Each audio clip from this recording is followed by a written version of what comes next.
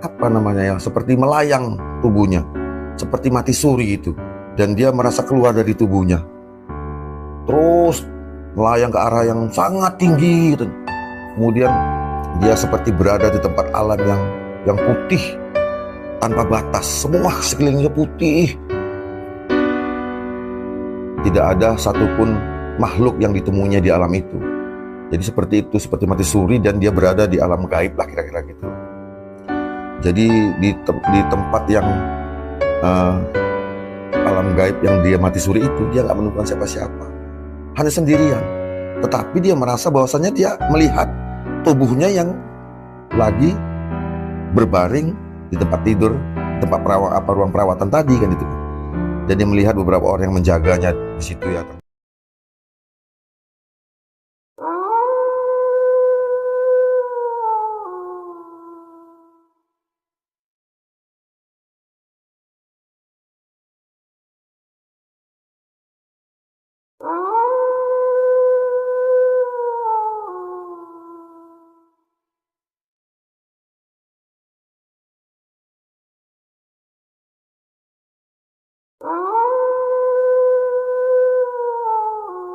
Assalamualaikum warahmatullahi wabarakatuh.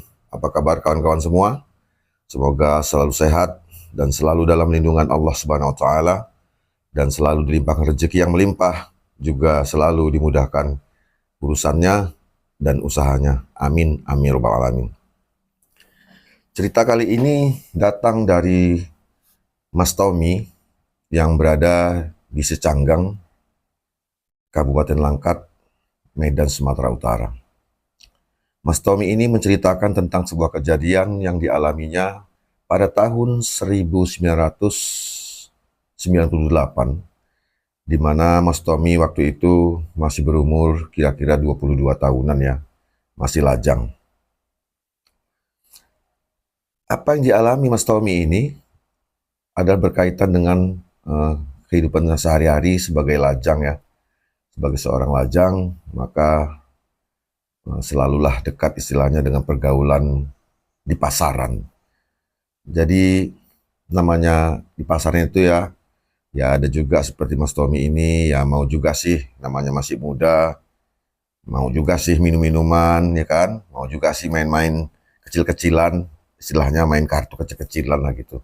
Ya namanya anak muda ya kan, masa istilahnya masa pencarian jati diri. Tapi Mas Tommy ini juga sebagai pekerja keras ya, masih muda tapi sudah punya usaha yang hingga sekarang tahun 2023 ini masih tetap dijalaninya usaha itu. Artinya itu walaupun hidup di pasaran tidak menjadikan diri itu seorang pemalas, tetap menjadikan seorang pejuang, istilahnya bukan pengangguran. Jadi berkaitan dengan kehidupan sehari-hari Mas Tommy ini ya, pergaulannya dekat kepada, istilahnya bukan dekat ya, istilahnya banyaklah bergaulan dengan para preman gitu. Jadi banyak kawan-kawannya yang notabene-nya itu orang preman-preman ya. Tapi juga banyak juga yang istilah dari kalangan lain-lainnya gitu.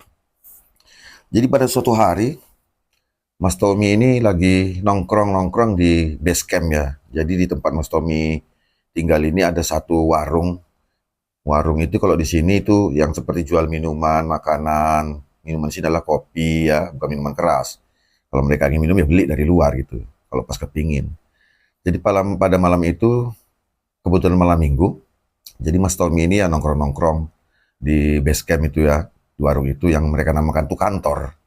Kantor itu hasilnya bukan kantor untuk tempat bekerja, bukan kantor, tempat untuk berkumpulnya para anak muda gitu.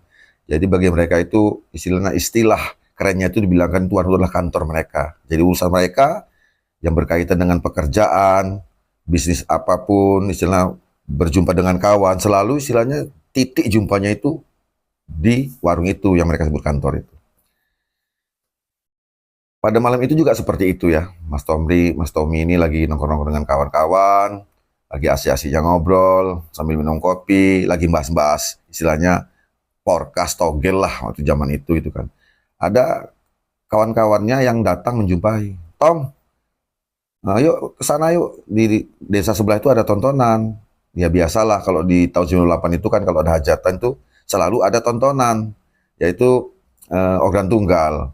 Yang dimana pada waktu itu lagi ngetop-ngetopnya lah tahun 98 itu, sehingga dimanapun ada organ tunggal pasti banyak dikunjungi oleh anak muda, karena tontonan hiburan di masa itu ya cuma itu gitu kan.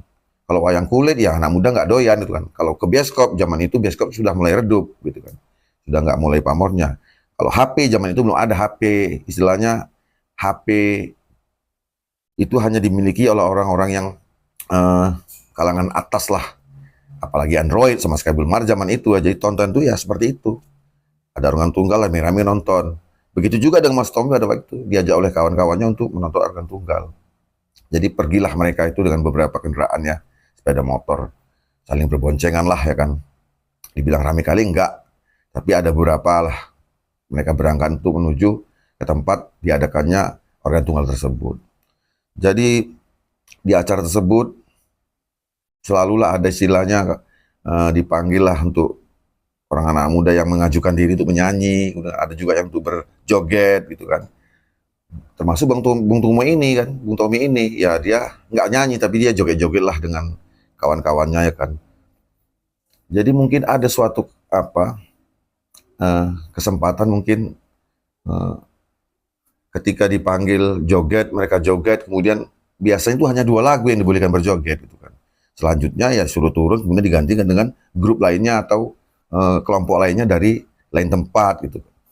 Mungkin pada saat itu eh, di acara joget-joget yang mereka mereka ikuti itu mungkin ada suatu kesilapan mungkin atau ketersinggungan kepada kelompok lain, karena mungkin ya menurut cerita Mustomi ini mungkin karena mereka namanya lah anak muda ya kan, ketika bergabung dengan teman-temannya kan merasa dirinya lebih super dari yang lain kan itu, sehingga mungkin ada ketersinggungan atau juga mungkin karena salah eh, salah persepsi. Menurut Mas Tommy ini gini, mungkin kejadian dia alami tahun 98 itu yang terjadi pada malam saat nonton organ tunggal itu mungkin saja disebabkan oleh salah persepsi dari saat joget itu, atau mungkin salah persepsi dari salah orang maksudnya. Jadi mungkin yang dituju oleh orang yang akan bermasalah kepada Mas Tommy ini bukan Mas Tommy sebetulnya, tetapi kawannya yang kebetulan postur tubuhnya juga mirip, mukanya juga mirip, itu kan, yang nggak mirip 100%, gitu kan, tapi agak mirip lah. Nah, Mas Tommy ini kan badannya agak kecil ya. Kawan tadi itu yang mungkin yang dituju oleh pelaku yang mengenai Mas Tommy di tahun 98 itu mungkin ya merasa kalau Mas Tommy itu adalah kawan dan Mas Tommy yang akan menjadi sasaran gitu kan. Karena terjadi itu memang istilahnya yang dialami Mas Tommy pada malam minggu itu adalah suatu yang berakibat fatal sih. Oke, kita lanjutkan ya. Jadi setelah mereka itu Mas Tommy dan kawan-kawan merasa lelah, sudah malam juga, sudah mendekati silang jam 11 lewat ke atas. Jadi Mas Tommy ini merasa perlu untuk mengundurkan diri lah dari tempat itu, karena dia bisa bekerja juga kan, dia punya suatu usaha yang harus dikelolanya setiap pagi itu kan. Jadi dia pun ya udahlah, cukup sampai sini, pulanglah menurut dia gitu kan. Tapi kawan-kawannya ini belum mau pulang, masih sore gitu kan. Jadi Mas Tommy ini berinisiatif ya udah pulang sendiri aja. Mereka juga atau besok hari Minggu nggak kerja. Kalau Mas Tommy ini Minggu tetap kerja, dia nggak ada pre-nya kan gitu kan. Karena dia itu pengirim sesuatu bahan lah ya untuk ke sebuah dermaga, dan di dermaga itu nggak ada pre-nya, orang cari ikan kan gitu kan. Jadi setiap walaupun hari Minggu, hari merah kemanapun, tetap Mas Tommy ini tetap melaksanakan pekerjaannya untuk menyuplai bahan-bahan yang diperlukan oleh berbagai pihak di dermaga di Medan itu kan, di salah satu dermaga di Medan. Jadi setelah mengambil inisiatif dia mau pulang itu, dia pun berjalanlah dari tempat itu, keramaian tadi, berjalan tek tek tek tek tek. Nah, dalam perjalanannya itu dari tempat hiburan tadi itu ke arah tempat parkir sepeda motor dia di mana diparkir, itu dia berselisihan jalan dengan seseorang laki-laki itu yang dia nggak kenal menurut Mas Tommy ini. Dan dia namanya nggak kenal, dicek aja sih, ya kan, nggak negor juga. Namanya juga dia buru-buru ya kan, karena mau segera sampai di rumah, mau istirahat. Gitu. Tapi dengan tidak diduga oleh Mas Tommy, lelaki itu menghunjamkan belati ke arah perut Mas Tommy.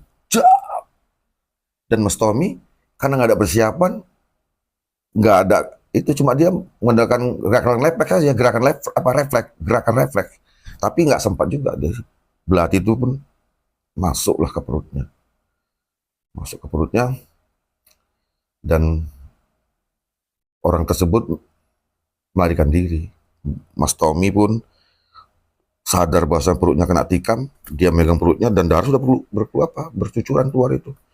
Dia pun akhirnya ambruk lah kan, karena kesininya ya ternyata pisau belati itu nancap agak dalam sehingga merobek lambungnya.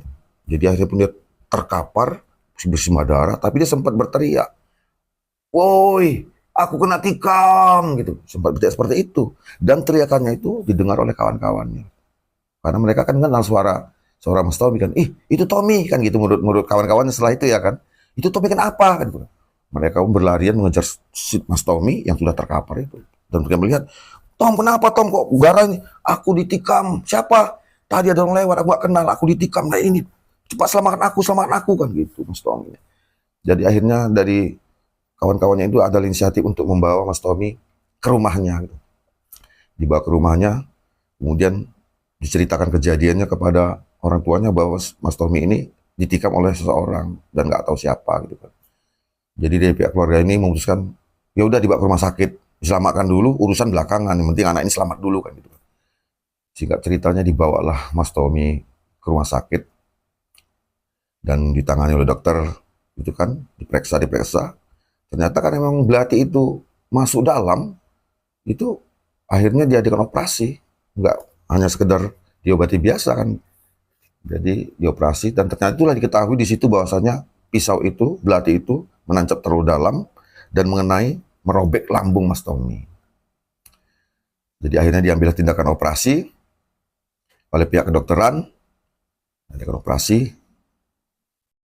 Kemudian singkat ceritanya setelah operasi, Mas Tommy itu dibawa ke ruang perawatan ya. Nah, di situ Mas Tommy setelah kejadian itu apa istilahnya, dia sadar gitu. Dia bercerita bahwasannya ketika dioperasi itu dia nggak sadar diri, dan itu dia seperti apa namanya ya, seperti melayang tubuhnya, seperti mati suri itu, dan dia merasa keluar dari tubuhnya terus melayang ke arah yang sangat tinggi gitu. Kemudian dia seperti berada di tempat alam yang putih tanpa batas, semua sekelilingnya putih. Tidak ada satupun makhluk yang ditemuinya di alam itu. Jadi seperti itu, seperti mati suri, dan dia berada di alam gaib lah, kira-kira gitulah. Jadi di tempat yang alam gaib yang dia mati suri itu, dia nggak menemukan siapa-siapa, hanya sendirian. Tetapi dia merasa bahwasannya dia melihat tubuhnya yang lagi berbaring di tempat tidur, di tempat ruang perawatan tadi kan itu kan. Dan dia melihat beberapa orang yang menjaganya di situ ya, termasuk ada juga lah pihak keluarga di situ ya kan. Dan dalam situasi itu, Mas Tommy ini, dalam situasi yang seperti itu, Mas Tommy ini istilahnya apa ya, dalam ketidaksadar, dalam kematisuriannya itu, Mas Tommy itu sempat merasa sangat sedih sekali dan sangat takut sekali. Takutnya begini kan, menurut Mas Tommy, dia seolah terbayang semua kelakuannya yang selama ini dia lakukan, yaitu yang istilahnya dia mau minum-minum juga, mau main judi kecil-kecilan juga, dan itu kan sebuah kesalahan menurut dia yang seharusnya nggak lakukan. Kemudian dia merasa juga selama dia hidup ini sampai dia mengalami kejadian yang tragis ini, dia merasa sangat jauh dari Tuhannya gitu, dari Allah Subhanahu Wa Taala. Dia belum mau sama sekali istilahnya ya, waktu puasa lang liuk kata kami di sini ya, siang-siang buka periuk, dan kemudian jarang juga, bahkan menurut dia hampir tidak pernah dia melakukan sholat itu berjemaah di masjid. Dan kalaupun sekali-sekali sholat itu hanya apa ya, jangan tidak aja gitu. Nah di situ dia teringat semua itu, akan kesalahan yang dilakukan, akan pergaulannya yang kebanyakan di pasaran, kemudian akan tidak pedulinya dia kepada agama kan gitu, semua terbayang, sehingga itu menimbulkan rasa takut yang luar biasa dalam kesendiriannya di alam gaib yang dia alami waktu itu. Dia pun istilahnya menyesalilah semua perbuatan itu. Dan dia pun sempat menangis dalam itu, dalam situasi yang dia alami di alam gaibnya itu. Dia sempat menangis katanya. Singkat ceritanya, dia dalam keadaan kesendirian tempat yang sangat putih itu, dia melihat apa? Melihat sebuah cahaya kecil putih itu kan. Dan kemudian dia berjalan ke arah itu. Berjalan, makin lama makin besar cahaya itu, makin besar, dan berbentuk sebuah pintu. Nah disitulah katanya melewati pintu itu, dia hilang kesadaran lagi, dan tiba-tiba dia merasa sudah berada di tubuhnya kembali, di atas pembaringan, di ruang perawatan di rumah sakit tadi itu. Artinya dia sudah sadar sepenuhnya lah, dari komanya ini tuh, dari kematian itu. Dan pihak keluarga yang menjaga pun dia sangat senang, ini Tommy udah sadar gitu kan. Jadi alhamdulillah, udah melewati masa kritis Tommy ini gitu. Jadi singkat ceritanya, setelah sadar Tommy kemudian sudah diizinkan pulang oleh pihak rumah sakit untuk dibawa pulang ke rumahnya. Mas Tommy pun dibawalah oleh orang tuanya, oleh keluarganya, dibawa ke rumah untuk perawatan, istilahnya berawat jalan lah, untuk penyembuhan secara totalnya itu di rumah. Maaf kawan-kawan, minum dulu ya. Bismillahirrahmanirrahim. Alhamdulillahirrahmanirrahim. Singkat ceritanya, sampailah di rumah Mas Tommy, menjalani perawatan jalan, kemudian sembuhlah Mas Tommy ini. Semua Mas Tommy ini, kemudian kawan-kawannya pada datang menjenguk ya kan, menjenguk. Ada yang bawa buah tangan, namanya melihat orang sakit, yang menjenguk orang sakit adalah buah tangan seperti istilah buah-buahan. Ada juga yang istilah memberi semangat. Ya udah, kejadian ini kita selesaikan gitu kan. Maksudnya gimana kata Mas Tommy? Ya kan mau ditikam orang, kita cari orangnya gitu, kita balas itu. Jadi Mas Tommy ini berkata, nggak usah lah, memang itu dia salah dan itu memang menyakitkan aku ditikam orang, tapi bagiku ini ada suatu berkah. Berkah gimana kan itu kawan-kawannya? Ya, dari kejadian ini aku mendapat sebuah pelajaran dalam hidupku, yang mana selama ini aku selalu jauh dari agama. Kadang-kadang juga aku melawan sama nasihat orang tua aku, nggak aku ikuti gitu. Nah dari sini aku mendapat pelajaran, karena aku mengalami suatu hal yang mungkin jarang dialami orang. Apa itu kawan-kawannya? Ya aku sempat mati suri, itulah ceritakan seperti tadi ya kan, yang gini-gini. Oh begitu kawan-kawannya. Ya udah, ini ku anggap sebagai suatu pelajaran untuk menata hidupku ke depannya lebih baik lagi gitu. Jadi singkat ceritanya, Mas Tommy ini berubahlah kehidupannya setelah kejadian itu ya. Yang tadinya dia lebih banyak di pasaran, jarang di rumah, jauh dari agama, kemudian akhirnya dia tuh mulailah sedikit demi sedikit dia walaupun dia tetap ke tempat itu ya, ke tempat namanya kantor tadi ya, tetap aja namanya itu setelah sembuh ya, dia karena namanya kawan-kawan berada di situ semua. Cuma kegiatan di kantor itu yang mengarah kepada hal negatif itu mulai dia jauhi dengan pelan-pelan. Dan kemudian dia mulailah istilahnya sekali-sekali sholat berjamaah, karena rumahnya juga kan itu dekat dengan masjid. Dulu belum masjid, dulu masih musola itu.